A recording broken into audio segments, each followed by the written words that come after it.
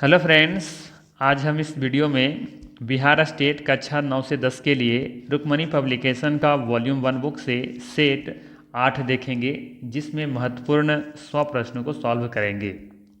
Subject है मेरा social science. इससे पहले ऑलरेडी हमने 7 सेट करा रखा है, उन सभी वीडियो का लिंक डिस्क्रिप्शन में दिया हुआ है या फिर आप प्लेलिस्ट में जाके देख सकते हैं। ठीक है।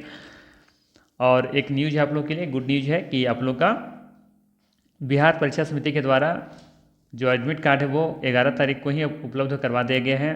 ठीक है। अगर अभी तक आप लोग को लिंक नहीं मिला है तो मेरा टेलीग्राम चैनल ज्वाइन कर लीजिए, वहाँ पे लिंक अवेलेबल करवा दिया गया है।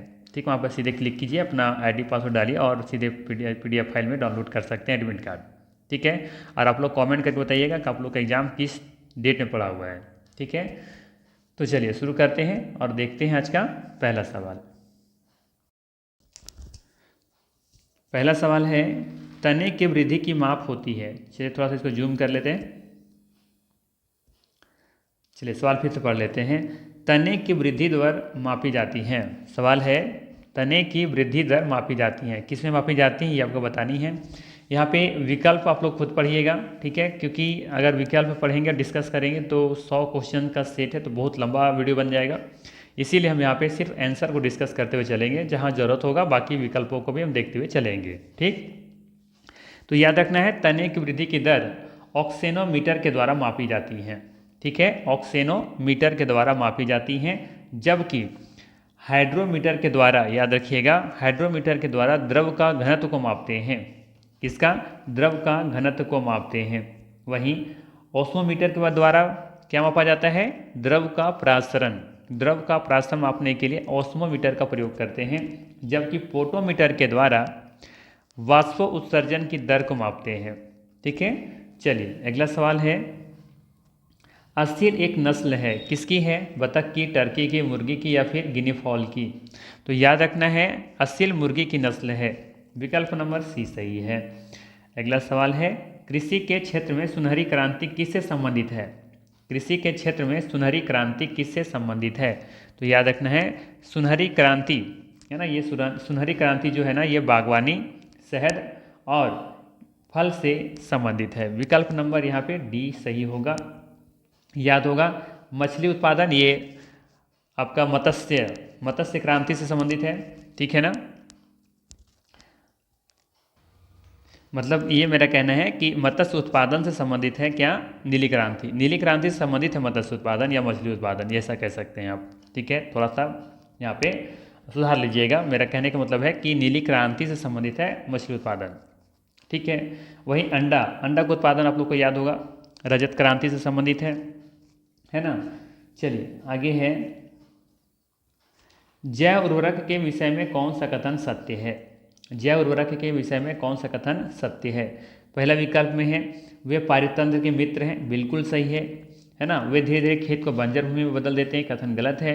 वे धीरे धीरे मृदा में लवणता की वृद्धि करते हैं, ये भी कथन गलत है। और वे मृदा की उर्वरता को घटाते हैं, नहीं, ये जैव उर्वरक ना मृदा की उर्वरता को बढ़ाते हैं ना कि घटाते हैं, तो ये भी कथन गलत है। पहला बिल्कुल सही है। अगला सवाल है कि दो पंक्तियों के साथ मध्य दूसरी फसल को छिड़काव विधि से उगाना क्या कहलाता है? तो ये कहलाता है इंटरक्रॉपिंग। क्या कहलाता है? इंटरक्रॉपिंग कहलाता है, याद रखिएगा। अगला सवाल है, पुंकेसर को फटने से पहले ही पौधे हटाना क्या कहलाता है? तो ये कहलाता है, याद रखिएगा, इमैस्कुलेशन कहलाता है। क्या कहलाता है? इमैस्कुलेशन कहलाता है। ठीक है, याद रखिएगा, पुंकेसर को फटने से पहले ही पौधे हटाना इमैस्कुलेशन कहलाता है।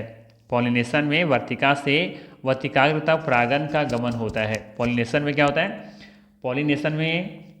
पॉलिनेशन का मतलब है कि वर्तिका से वर्तिकाग्र तक परागण का पहुंचना। ठीक है। चलिए अच्छा, ये भी देख लीजिए, ये क्या है? स्टेरिलाइजेशन क्या है? तो इसका मतलब होता है युग्मनज या भ्रूण का निर्माण होना। ठीक है, सॉरी माफ़ कीजिएगा, इसका मतलब है पादपों के प्रजनन क्षमता को समाप्त कर देना। ठीक है, स्टेरिलाइजेशन के में पादपों के प्रजनन क्षमता को समाप्त कर दिया जाता है। ठीक है। फर्टिलाइजेशन का मतलब है ना, फर्टिलाइजेशन का मतलब है युग्मनज या भ्रूण का निर्माण होना।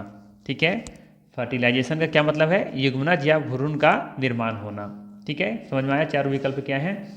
चलिए अगला है, अपने देश के किस राज्य में कॉफ़ी की खेती सर्वाधिक क्षेत्रफल होती है? अपने देश के किस राज्य में कॉफ़ी की खेती सर्वाधिक क्षेत्र पर होती है? सभी को याद होगा, कर्नाटक इसका सही आंसर है। अगला सवाल है, फेलेरिस माइनर खरपतवार किस फसल से संबंधित है? फेलेरिस माइनर खरपतवार किस फसल से संबंधित है? तो ये है धान से। अगला सवाल है, ग्रीन मफलर संबंधित है। ग्रीन मफलर किससे संबंधित है? तो ग्रीन मफलर ध्वनि प्रदूषण से संबंधित है। विकल्प नंबर सी सही है। अगला सवाल है, निम्नलिखित में से कौन सा वायु प्रदूषण का एक जैव सूचक है?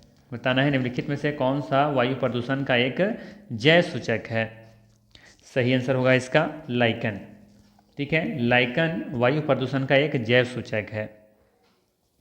यह भी याद रखा जा सकता है कि लाइकेन पादप के सदृश एक प्रकार का मिश्र जीव है। अगला सवाल है कि निम्नलिखित में से कौन वायु प्रदूषक नहीं है ना? कौन सा वायु प्रदूषक नहीं है? तो आप देखेंगे कि कोहरा ये वायु प्रदूषक नहीं है।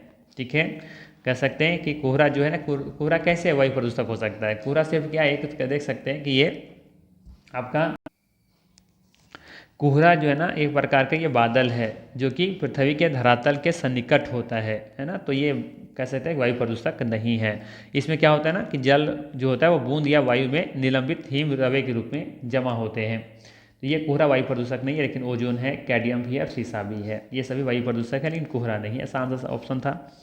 अगला सवाल है कि पर्यावरणीय कुजनेट्स वक्र पर्यावरणीय क्षति एवं प्रति व्यक्ति जीडीपी के मध्य संबंध दर्शाता है। इस पर्यावरणीय कुजनेट्स वक्र का आकार किस प्रकार का होता है?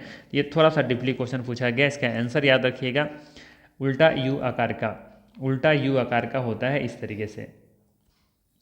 चलिए अगला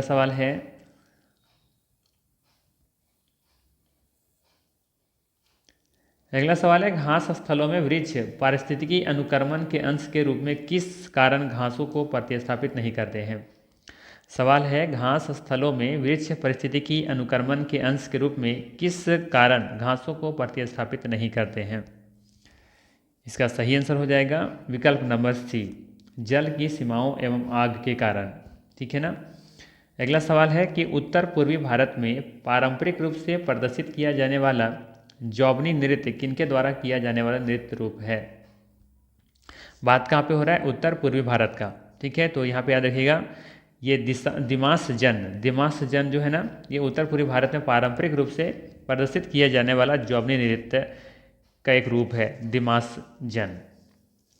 अगला सवाल है, न्यूजीलैंड के निवासियों को इस नाम से भी जाना जाता है। इसे क्या कहा जाता है? किवीज कहा जाता है। क्या कहा जाता है? किवीज। कीवी क्या है? तो कीवी नामक पक्षी जो है ना, ये न्यूजीलैंड का राष्ट्रीय पक्षी भी याद रखिएगा। कीवी क्या है? एक पक्षी है जो कि न्यूजीलैंड का राष्ट्रीय पक्षी भी है। इसरो का फुल फॉर्म पूछ लिया यहाँ पे लग रहा है ना? संक्षेप रूप में किस संगठन का संक्षेप रूप है ये आपको बताना है।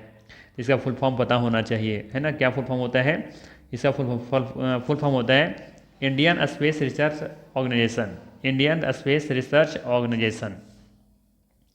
अगला विकल्प क्वेश्चन है, जनगणना 2011 के अनुसार किस केंद्र शासित प्रदेश का लिंगानुपात सबसे कम है? बताना है कि किस केंद्र शासित प्रदेश का लिंगानुपात सबसे कम है। ठीक है, अब सवाल मैं आपसे पूछ लूँ कि कितना है, ठीक है, तो उसका भी आंसर आप लोग कमेंट करते हुए चलना है। तो याद रखिएगा, जनगणना 2011 के अनुसार दमन एवं दीव केंद्र शासित प्रदेश का लिंगानुपात सबसे कम है और इसका लिंगानुपात मात्र 618 है। ठीक है ना? और जबकि सर्वाधिक लिंगानुपात पूछा जाए राज्यों में तो किसका है? केरला का है, जहाँ पे 1084 देखने को मिलता है। विकल्प नंबर यहाँ पे सही हो जाएगा ए विकल्प। ठीक है, यहाँ पे एक पॉइंट और भी मेंशन करना चाहूँगा यहाँ पे कि याद रखना है यहाँ पे कि 26 जनवरी 2020 से दादर एवं नगर हवेली तथा दमन व दीव एक केंद्र शासित प्रदेश हो गए हैं। ठीक है, वर्तमान में 8 केंद्र शासित प्रदेश हैं, याद रखना है। चलिए अगला सवाल है कि फिल्म तीसरी कसम के निर्देशक कौन है? ठीक है ना? तो याद रखना है, फिल्म तीसरी कसम के निर्देशक हैं बासु भट्टाचार्य। आप लोग कमेंट करके बताइए कि ये बासु भट्टाचार्य कौन है? ठीक है, किस राज्य से संबंधित है इनका? अगला सवाल है, ताप विद्युत परियोजनाओं के संदर्भ में निम्नलिखित में से कौन सा जोड़ी सही है? कौन सा जोड़ी सही है ये आपको बताते हुए चलना है। तो देखेंगे यहाँ पे कोरबा ठीक है। कोरबा यहाँ पे देखेंगे तो गलत मिलान किया हुआ, उत्तर प्रदेश में ये नहीं है। ये कोरबा कहाँ पे है? छत्तीसगढ़ में है। कहाँ पे है? ये छत्तीसगढ़ में है आपका, ठीक है। रामगुंडम कहाँ पे है ये? तो ये आपका देखेंगे तमिलनाडु में नहीं है, याद रखना है, ठीक है। वही बात कर लें हम यहाँ पे तलचर। तलचर ये आंध्र प्रदेश में नहीं है। तालचर कहाँ है? ये उड़ीसा में है, ठीक है, ये उड़ीसा में है। कवास गुजरात में, ये सही है। कवास कहाँ पे है? गुजरात में। ये विकल्प सही है आपका, डी विकल्प सही है। अगला है मैनेची शिंबुन किस देश का समाचार पत्र है? ठीक है, तो ये जापान का है। कहाँ का है? जापान का। अगला सवाल है राष्ट्रीय ग्रामीण विकास संस्थान कहाँ स्थित है? राष्ट्रीय ग्रामीण विकास संस्थान कहाँ पे स्थित है? तो ये है हैदराबाद में। कहाँ पे है? हैदराबाद में है। अगला है आरबीआई के लोगो। सवाल क्या है? आरबीआई के लोगो में कौन से पेड़ का चित्र है? ये तो आसान सा सवाल है, ठीक है। कौन सा है? ताड़ का है ना। ये विकल्प सही है। आरबीआई के लोगों में ताड़ के पेड़ का चित्र है। आरबीआई की स्थापना कब हुई थी? 1 अप्रैल 1935 को हुआ था। और आरबीआई के वर्तमान गवर्नर कौन है? आप लोग कमेंट करके बताइए। जबकि आरबीआई का पहला मुख्यालय कहाँ था, ये बताना है आप लोग को कमेंट करके, और वर्तमान में कहाँ पर है, ठीक है। चलिए अगला सवाल है घायलों और युद्ध कैदियों की देखभाल के लिए अंतर्राष्ट्रीय एजेंसी है। घायलों और युद्ध कैदियों की देखभाल के लिए अंतर्राष्ट्रीय एजेंसी कौन सी है? तो ये एजेंसी का नाम है रेड क्रॉस। विकल्प नंबर डी सही है। अगला सवाल है हिडकल। हिडकल परियोजना कर्नाटक में किस नदी पर है? तो ये है घाटप्रभा नदी पर, जो कि कर्नाटक में स्थित है। अगला सवाल है निम्न में से किसे इस्पात का चौखटा की संज्ञा दी गई है? बताना है किसे इस्पात का चौखटा की संज्ञा दी गई है, ठीक है। Steel frame. तो इसका सही आंसर है भारतीय नागरिक सेवा। यहाँ भी मैच करना है, इधर सूची 1 इधर सूची 2 दिया गया है ना। तो यहाँ भी देखेंगे तो इसको क्या करना है? मैच करना है। तो चलिए मैच कर लेते हैं जल्दी से। सबसे पहला दिया हुआ है जीपीएस, जिसका फुल फॉर्म होता है ग्लोबल पोजिशनिंग प्रणाली। तो ये भी याद रखते हुए चलिएगा जीपीएस का फुल फॉर्म क्या होता है, ठीक है। तो ये कहाँ पर है? तो ये अमेरिका में स्थित है, ठीक है। वहीं बात करें कंपास नेविगेशन प्रणाली CNS, तो ये कहाँ पर है? ये चीन में है। कहाँ पर है? चीन में है। जबकि गैलीलियो पोजिशनिंग प्रणाली ये कहाँ पर है? ये यूरोपीय संघ में है। और जबकि ग्लोनास नेविगेशन प्रणाली ये है रूस में। तो एक का है 3 यहाँ नहीं है, और 4 और बाकी बचा C का 1, मतलब है कि डी विकल्प सही होगा यहाँ। यूरोपीय संसद का मुख्यालय कहाँ है? यूरोपीय संसद का मुख्यालय कहाँ है? तो ये है लग्जमबर्ग में। विकल्प नंबर बी सही होगा, ठीक है। ये भी याद रखिएगा यूरोपीय संसद का मुख्यालय 2 जगह है, एक लग्जमबर्ग में भी है और दूसरा ब्रुसेल्स में भी है, ठीक है। चलिए बाकी पेरिस में जानते होंगे आप लोग मुख्यालय किसका है? पेरिस में यूनेस्को का मुख्यालय है, ठीक है। जबकि न्यूयॉर्क में आप देखेंगे तो यूनिसेफ का है।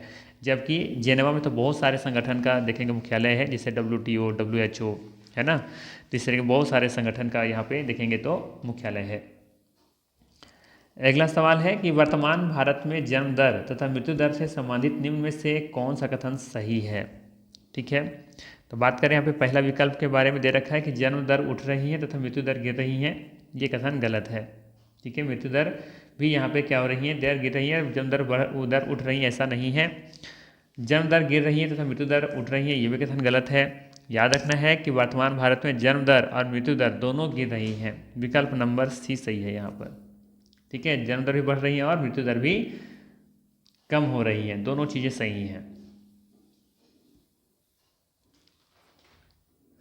चलिए अगला सवाल है, इधर बांध दिया हुआ है, इधर नदी दिया हुआ है, ठीक है। तो बांध देखिए सबसे पहला फरक्का बांध, ये कहाँ है? फरक्का बांध गंगा नदी पर स्थित है। जबकि टिहरी बांध आप देखेंगे तो भागीरथी नदी पर है ना। थीन नदी आप देखेंगे तो कहाँ पर है? रावी नदी पर है। जबकि नागार्जुन तो आसान सा विकल्प हो जाएगा कि ये कृष्णा नदी पर है, ठीक है। बाकी मैच कर लीजिएगा एक बार। चलिए सवाल नंबर है 30, महाकाली नदी के एकीकृत विकास विषयक संधि भारत तथा किसके बीच हस्ताक्षरित की गई हैं? तो ये की गई हैं नेपाल के साथ। विकल्प नंबर बी सही है, ठीक है ना। महाकाली नदी के एकीकृत विकास विषयक संधि भारत तथा नेपाल के बीच में हस्ताक्षरित की गई हैं। ये भी याद रखिएगा कि महाकाली नदी को ही काली नदी, काली गंगा या शारदा नदी के नाम से जाना जाता है। ठीक, चलिए अगला सवाल है कि नोबेल म्यूजियम विश्व में कहाँ पर स्थित है। नोबेल म्यूजियम विश्व में कहाँ पर स्थित है। ठीक है, तो याद होना चाहिए स्टॉकहोम में स्थित है। ठीक है, नोबेल म्यूजियम विश्व में स्टॉकहोम जो कि स्वीडन में है स्थित है। अगला सवाल है कि स्थलाकृति अंशचित्र प्रकाशित करने की जिम्मेदारी निम्न संगठनों में से किसके पास है। स्थलाकृति अंशचित्र प्रकाशित करने की जिम्मेदारी किस संगठन के पास है, तो ये है भारतीय सर्वेक्षण विभाग SOI के पास। ठीक है, विकल्प नंबर डी सही है। अच्छा, ये भी याद रखिएगा इसका मुख्यालय कहाँ पर है, तो इसका मुख्यालय है आपका देहरादून में, जो कि उत्तराखंड की राजधानी भी है। चलिए क्वेश्चन नंबर है 33। बताना है आपको कि यहाँ पे कि राज्यसभा में बिहार के कुल सीटों की प्रतिनिधित्व कितनी है। राज्यसभा में बिहार के कुल सीटों का प्रतिनिधित्व है कितना है, तो याद रखना है 16 है। कितना है, राज्यसभा में बिहार के 16 सीटों का प्रतिनिधित्व है। विकल्प नंबर सी सही होगा। ठीक है, चलिए आगे देखते हैं। अच्छा, अभी आप लोग ये जरूर बताइए कमेंट करके कि बिहार में वर्तमान में राज्यसभा में सीटों की संख्या कितनी है, क्योंकि अभी इलेक्शन होने वाला है तो थोड़ा सा ये चर्चा में रहने वाला है ना, तो आप लोग कमेंट करके बताइएगा।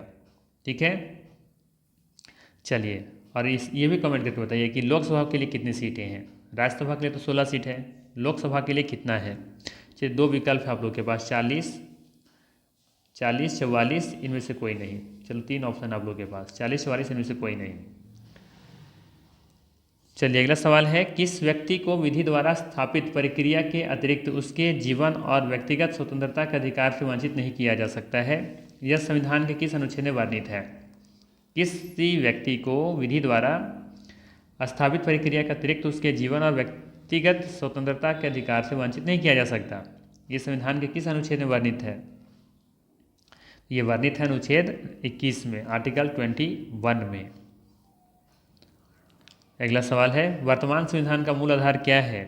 वर्तमान संविधान का मूल आधार क्या है, तो मूल आधार है भारतीय शासन अधिनियम 1935। देखेंगे ज़्यादा से ज़्यादा जो संविधान बनाया गया ना हमारा, इसी भारत शासन अधिनियम से लिए गए हैं, इसीलिए इसका मूल आधार कहा जाता है भारत शासन अधिनियम 1935 का। अगला सवाल है कि भारतीय संविधान, फिर से सवाल सुनिएगा, संविधान सभा के संचालन समिति के अध्यक्ष कौन थे। संविधान सभा के संचालन समिति के अध्यक्ष कौन थे। राजेंद्र प्रसाद। विकल्प नंबर यहाँ पे सही हो जाएगा बी विकल्प। ठीक है, चलिए आगे देखते हैं। संविधान के किस अनुच्छेद के तहत वित्त आयोग का प्रावधान है। ये क्वेश्चन बार बार रिपीट हो रहा है, जरूर ध्यान रखिएगा। 280 इसका सही आंसर है। ठीक है, वित्त आयोग का प्रावधान 280 अनुच्छेद के तहत किया गया है। ठीक है, चलिए अगला सवाल है, पंचायती राज का शुभारंभ स्वतंत्र भारत में कब हुआ। तो पंचायती राज का शुभारंभ स्वतंत्र भारत में 2 अक्टूबर 1959 को हुआ था। विकल्प नंबर सी सही है।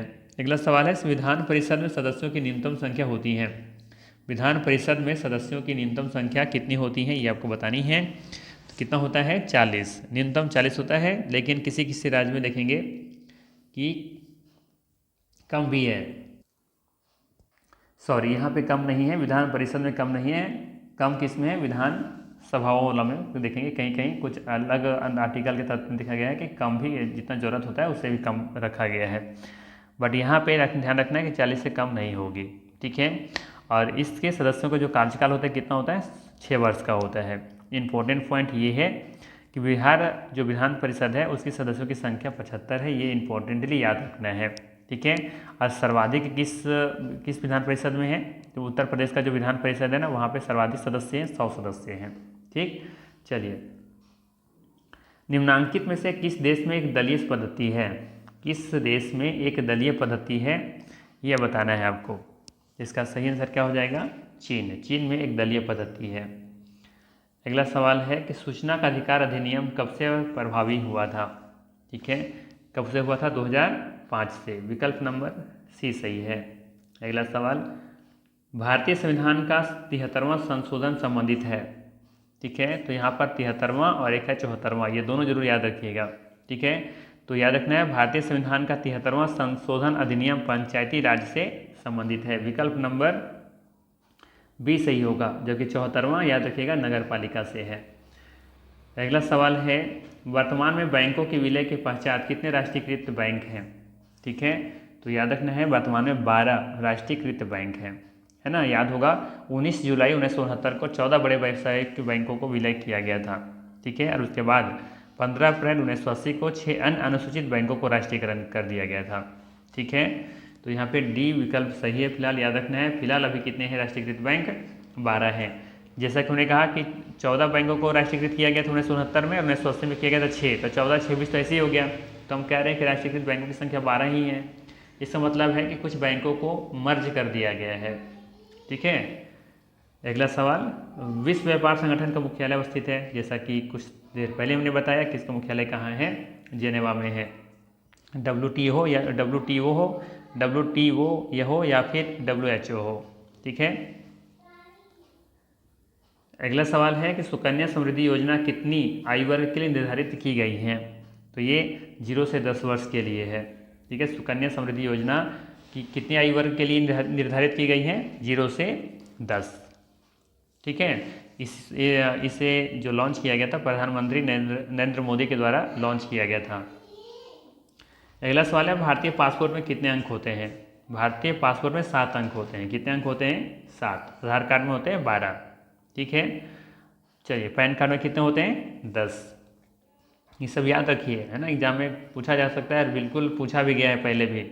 जापान की मुद्रा क्या है, जापान की मुद्रा है येन। किसका है, जापान की मुद्रा है येन है। ठीक है, यूरो किसका है, यूरोपीय संघ का है ना। स्टर्लिंग किसका है, स्टर्लिंग बताइए कमेंट करके आप लोग जल्दी से। और युआन किसका है। ठीक है, ये दोनों आप लोग कमेंट करके बताइए। चलिए अगला सवाल है 48 नंबर, किसने कहा मुद्रा वह है जो मुद्रा का कार्य करती है। किसने कहा था ये चीज़, किसने कहा था, हार्टले विदर्स ने कहा था। विकल्प नंबर बी सही है। अगला सवाल है, विदेश की धड़कन किस भारतीय कंपनी का आधार वाक्य है। देश की धड़कन हीरो मोटरकॉर्प भारतीय कंपनी का आधार वाक्य है। देश की धड़कन हीरो मोटरकॉर्प। अगला सवाल है, जियां द्रेज कौन है। जियां द्रेज कौन है, तो ये एक अर्थशास्त्री हैं और बेल्जियम मूल और के भारतीय नागरिक हैं। विकल्प नंबर यहाँ पे सही क्या हो जाएगा, सी सही हो जाएगा, क्योंकि अर्थशास्त्री भी है और बेल्जियम मूल के भारतीय निवासी हैं ये। वुल एंड वियर्स का संबंध किससे है, तो इसका संबंध है आपको देखेंगे तो स्टॉक एक्सचेंज से है। विकल्प नंबर बी सही है। किस देश का विकास को सामान्य रूप से निम्न में से किस आधार पर निर्धारित किया जाता है। किस देश का विकास को सामान्य रूप से निम्न में से किस आधार पर निर्धारित किया जाता है, तो याद रखना है प्रति व्यक्ति आय। अगला सवाल है, एक वर्ष से कम उम्र के बच्चों में प्रति 1000 बच्चों के मरने वाले बच्चों की संख्या की दर को क्या कहा जाता है, तो इसे कहा जाता है शिशु मृत्यु दर। अगला सवाल है कि भारत के प्रथम जनगणना आयुक्त कौन थे। भारत के प्रथम जनगणना आयुक्त कौन थे, तो ये थे W प्लोडेन। विकल्प नंबर ए सही होगा। याद होगा भारत में नियमित जनगणना की शुरुआत कब से की गई थी, 1881 के समय से। ठीक है, चलिए अगला सवाल है कि वानसागर जलाशय किस बहुउद्देशीय नदी घाटी परियोजना का अंग है। किसका है ये वानसागर, तो यह है सोन परियोजना का। ठीक है, चलिए अगला सवाल है, भारत की सबसे लंबी भूमिगत गैस पाइपलाइन कौन है। भारत की सबसे लंबी भूमिगत गैस पाइपलाइन कौन सी है, तो है ना, सभी को पता होना चाहिए, हाजिरा विजयपुर जगदीशपुर वाला पाइपलाइन। ठीक है ना, चलिए हाजिरा कहाँ पर है, गुजरात में, जबकि विजयपुर मध्य प्रदेश में और जगदीशपुर उत्तर प्रदेश में है। ठीक है, धन उधार देने का उल्लेख सर्वप्रथम किस वैदिक ग्रंथ में हुआ है, तो धन उधार देने का उल्लेख सर्वप्रथम शतपथ ब्राह्मण वैदिक ग्रंथ में हुआ है। ठीक है, हुआ था, याद रखिएगा, ये विकल्प सही है। घोषिता राम विहार निम्नलिखित में से किस जगह पर अवस्थित था? तो यह था कहाँ पर? कौशाम्बी में। कहाँ पर? कौशाम्बी में। अशोक के शिलालेखों में प्रयुक्त भाषा है। अशोक के शिलालेख में जो प्रयुक्त भाषा की गई है वो कौन सी भाषा थी? ये भाषा का नाम याद रखना है, प्राकृतिक भाषा का प्रयोग की गई थी। बी विकल्प सही होगा। अगला सवाल है, पुराणों के अनुसार संपूर्ण मौर्य वंश का शासन कितने वर्षों तक रहा है? सवाल क्या है?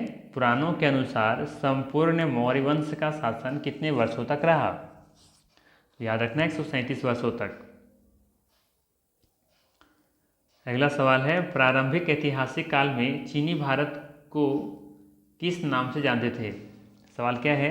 प्रारंभिक ऐतिहासिक काल में चीनी भारत को किस नाम से जानते थे? तो ताहिया के नाम से जानते थे। विकल्प नंबर बी सही होगा, ताहिया। अगला सवाल है, बौद्ध ग्रंथ मिलिंद पन्हों में किस नगर का सजीव वर्णन किया गया है? बौद्ध ग्रंथ मिलिंद पन्हों में किस नगर का सजीव वर्णन किया गया है? विकल्प नंबर सी सही होगा, साकल। ठीक है, चलिए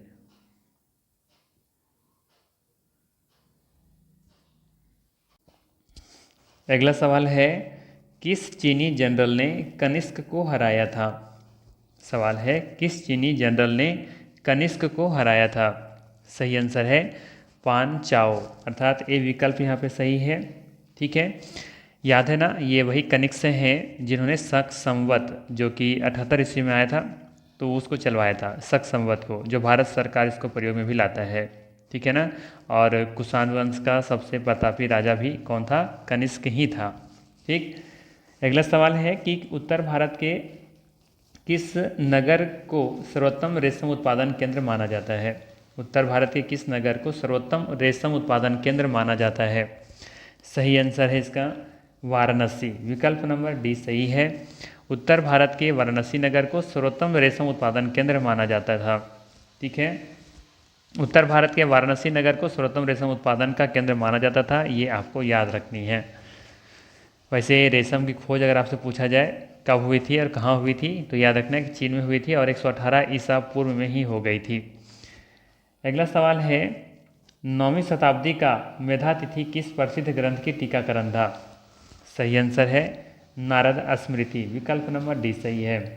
अगला सवाल है, अंग्रेजी सेना के कमांडर सर हगरोज ने 1857 के विद्रोह के दौरान किसे विद्रोहियों का सर्वोत्तम और सबसे बहादुर नेता बताया था? विकल्प नंबर सी सही होगा, रानी लक्ष्मीबाई। ठीक है ना, याद रखना है, अंग्रेजी सेना के कमांडर सर हगरोज ने 1857 के विद्रोह के दौरान रानी लक्ष्मीबाई को विद्रोहियों का सर्वोत्तम और सबसे बहादुर नेता बताया था। अगला सवाल है, गांधी जी के द्वारा प्रकाशित प्रथम समाचार पत्र था, कौन सा था? सही आंसर होगा इसका विकल्प नंबर ए, इंडियन ओपिनियन। है ना, याद होगा, गांधी जी के द्वारा प्रकाशित प्रथम समाचार पत्र इंडियन ओपिनियन है, जो 4 जून 1903 को गांधी जी ने नस्लीय भेदभाव के विरुद्ध लड़ने और नागरिक अधिकारों की मांग हेतु दक्षिण अफ्रीका में इंडियन ओपिनियन अखबार जारी किया था। ठीक है, चलिए अगला सवाल है कि विजयनगर साम्राज्य का कौन सा संगीत वाद्य सर्वाधिक प्रसिद्ध और लोकप्रिय था? सही आंसर है मृदगम। ठीक है, मृदगम इसका सही आंसर है, ए विकल्प। अगला सवाल है, लोकसभा में अनुसूचित जनजातियों एसटी के लिए जिस राज्य में सर्वाधिक आरक्षित सीटें वह कौन सा राज्य है? लोकसभा में एसटी के लिए जिस राज्य में सर्वाधिक आरक्षित सीटें हैं वह राज्य कौन सा है? तो वो राज्य है बिहार, सॉरी माफ़ कीजिएगा, मध्य प्रदेश। ठीक है, क्योंकि सर्वाधिक जनसंख्या भी देखने को मिलती है ना मध्य प्रदेश में, तो यहाँ पे सर्वाधिक आरक्षित सीटें हैं एसटी के लिए। अगला सवाल है, प्रथम लोकसभा के अध्यक्ष कौन थे? प्रथम लोकसभा के अध्यक्ष कौन थे? अध्यक्ष जीवी मावलंकर। है ना, विकल्प नंबर बी सही होगा। अगला सवाल है, यदि पंचायत भंग होती है तो किस अवधि के अंदर निर्वाचन होंगे? सवाल है, यदि पंचायत भंग हो जाती है ना तो किस अवधि के अंदर निर्वाचन हो जाना चाहिए? विकल्प नंबर सी सही है, 6 माह के अंदर। अगला सवाल है, निम्नलिखित में से किसने कहा है कि संसदीय लोकतंत्र की कीमत नौकरशाही है? सवाल है, निम्नलिखित में से किसने कहा है कि संसदीय लोकतंत्र की कीमत नौकरशाही है? विकल्प नंबर डी सही है, हर्बर्ट मॉरिसन ने कहा था ऐसा। अगला सवाल है कि संसद में शून्यकाल का समय कब से कब होता है, कितना बजे के टाइम बीच में होता है, तो 12 बजे से लेकर के 1 बजे के बीच में होता है शून्यकाल का अवधि। विकल्प नंबर कहाँ दिख रहा है ऐसा, डी नंबर। अगला सवाल है निम्नलिखित में से कौन सा विषय समवर्ती सूची में है। समवर्ती सूची में मतलब होता है कि जिस पर कानून बनाने का अधिकार राज्य सरकार और केंद्र सरकार दोनों को होता है, लेकिन मतभेद की स्थिति में केंद्र सरकार के जो नियम होता है वो सर्वमान्य होता है। ठीक है, तो विकल्प नंबर यहाँ पे देखेंगे बी जो है शिक्षा, ये दोनों का अधीन आता है, राज्य सरकार भी और केंद्र सरकार दोनों पर नियम अपना नियम बना सकती है, इसे समवर्ती सूची में रखा गया है। ठीक है, चलिए आगे देखते हैं। निम्न में से कौन सा संशोधन अधिनियम मिनी संशोधन माना जाता है, बताना है कौन सा संशोधन अधिनियम मिनी संविधान कहा जाता है या माना जाता है। तो ये 42वां संविधान संशोधन, ठीक है, जो कि 1976 में लाया गया था। कब, 1976 में। अगला सवाल है संविधान के व्याख्याकार और संरक्षक कौन है। संविधान के व्याख्या करने वाले और संरक्षक के कौन हैं, तो याद रखना ये है सर्वोच्च न्यायालय, सुप्रीम कोर्ट, सी विकल्प सही है।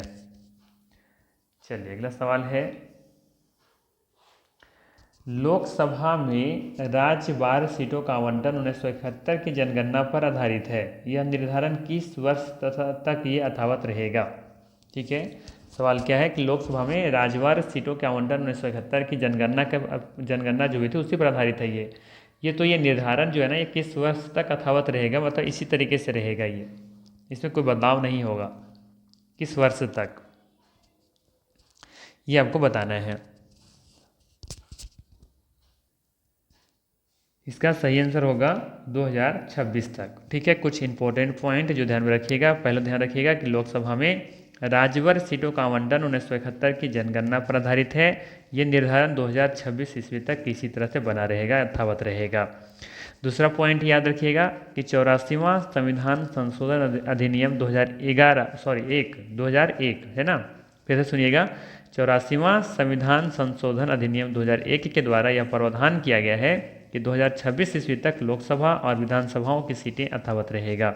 ठीक, तीसरा पॉइंट, भारतीय संविधान में प्रतिनिधि का निर्धारण जनसंख्या के आधार पर किया जाता है।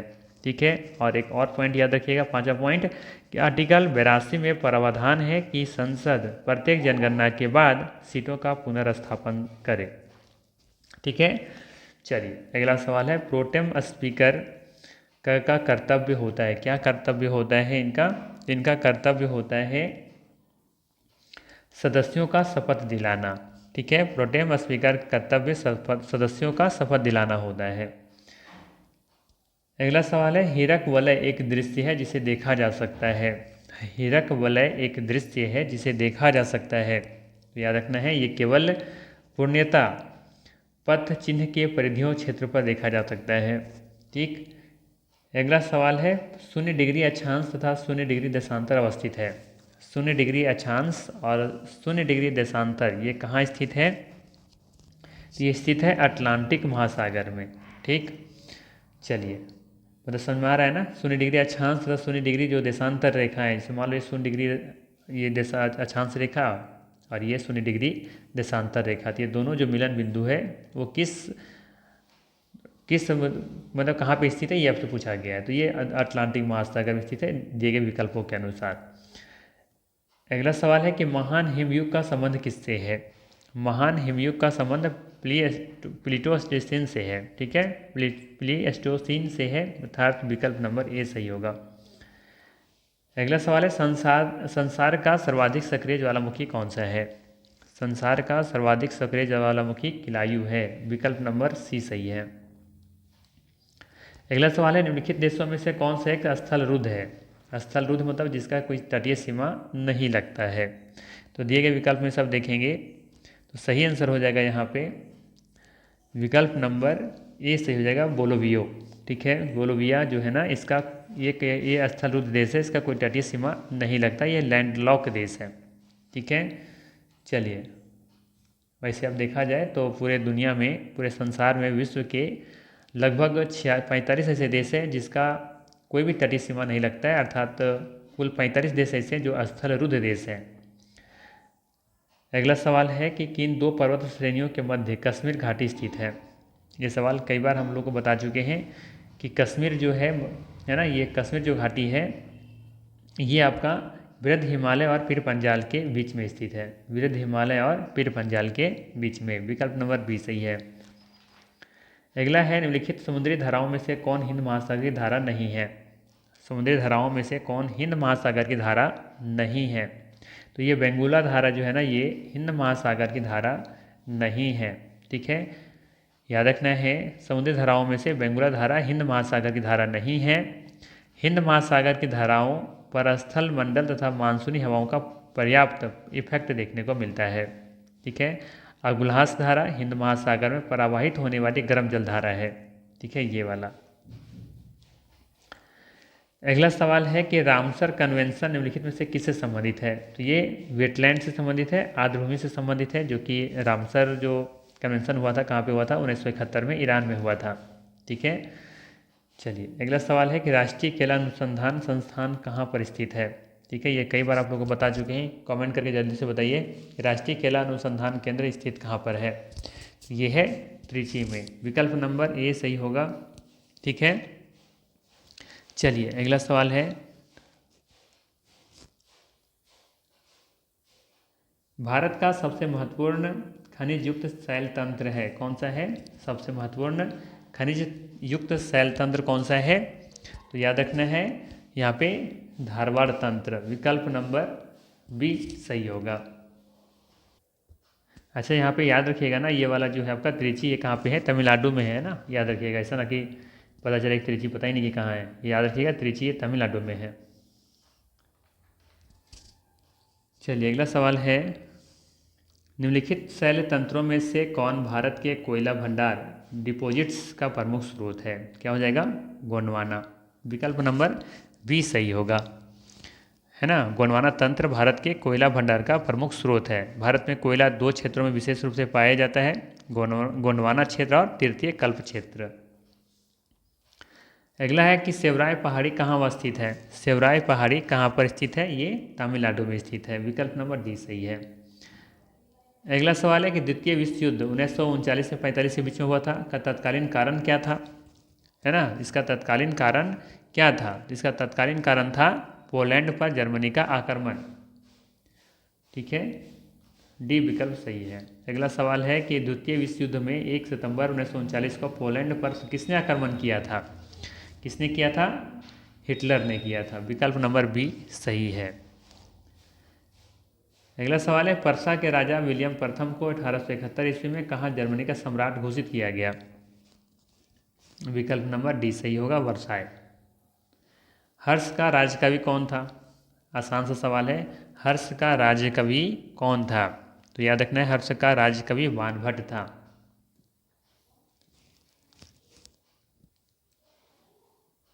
अगला सवाल है, 16 अक्टूबर 1905 ईस्वी के बंगाल विभाजन के समय वायसराय कौन था।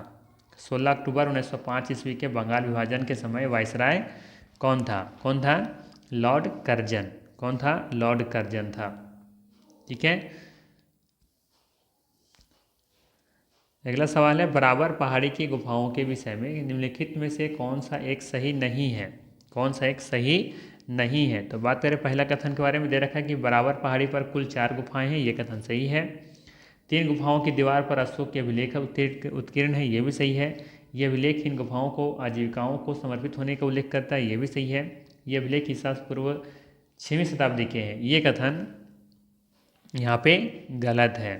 ठीक है ना, याद रखिएगा, बराबर पहाड़ी की गुफाओं में उत्कीर्ण अभिलेख 3री सदी ईसा पूर्व से संबंधित है। ठीक, चलिए, अच्छा, ये बराबर की पहाड़ी कहाँ पे स्थित है, ये भी जानना जरूरी है। तो याद रखिएगा, बराबर पहाड़ी ये दक्षिण बिहार के जहानाबाद जिले में स्थित है। ठीक, चलिए अगला सवाल है, महावीर स्वामी का जन्म कहाँ हुआ था।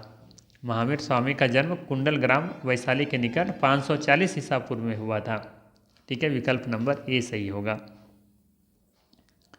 अगला सवाल है, कोडाईकनाल निम्न में से किस पहाड़ी पर स्थित है। कोडाई कनाल पहाड़ी कहाँ पे स्थित है? ये पालानी पहाड़ी पर स्थित है। विकल्प नंबर बी सही होगा।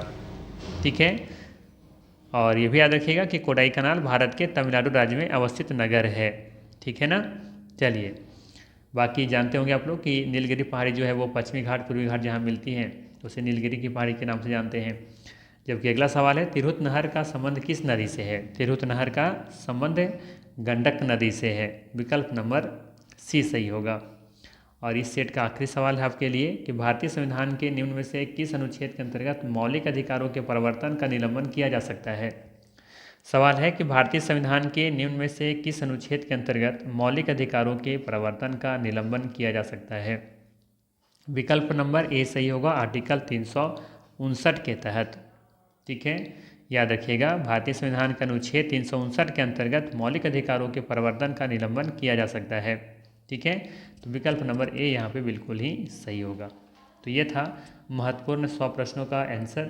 अगर ये सेशन अच्छा लगा हो तो लाइक ज़रूर कीजिएगा, चैनल पर नए हैं तो सब्सक्राइब कीजिएगा। बाकी मिलते हैं फिर इसी तरह के नेक्स्ट वीडियो में। Thanks for watching.